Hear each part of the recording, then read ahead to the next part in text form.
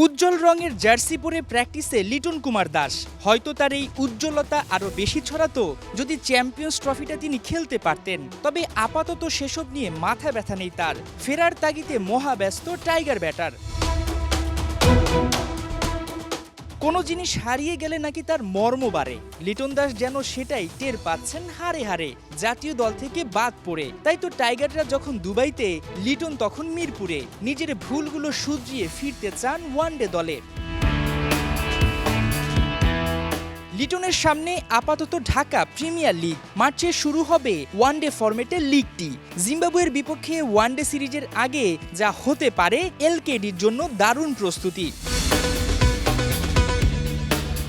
বিপিএলে খুব একটা মন্দ সময় কাটাননি টাইগার ব্যাটার। কম বেশি প্রতিটি ম্যাচেই রান পেয়েছেন, কিন্তু সেটা ছিল টি-20 ফরম্যাট। যদি আইসিসির ইভেন্টটি টি-20 ভার্সনে হতো, নিশ্চিতভাবে লিটন থাকতেন সবার ওপরে। তবে ওয়ানডেতে ধারাবাহিকতা না থাকায় তাকে বাদ পড়তেই হতো।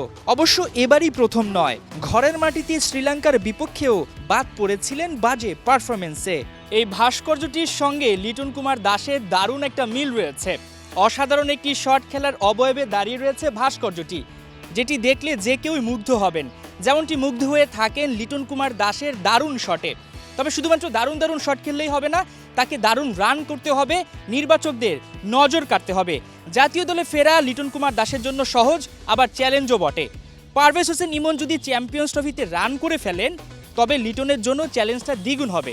তবে সেই চ্যালেঞ্জ মোকাবেলা করতে প্রস্তুত লিটন, কারণ তার সামনে রয়েছে ঢাকা প্রিমিয়ার লিগ, যেটি খেলে রান করে তিনি জাতীয় দলে ফিরতে পারেন এবং জিম্বাবুয়ে সিরিজে তাকে দেখা যেতে পারে। তেমনটার জন্যই কিন্তু লিটন কুমার দাস ঘাম ঝরিয়েছেন মিরপুরে। দ্রুতই তার ক্লাসিক্যাল শট দেখার অপেক্ষায় রয়েছে ভক্তরা। মাহমুদুল হাসান সজীব, ৭১, শেরে বাংলা জাতীয় ক্রিকেট স্টেডিয়াম, ঢাকা।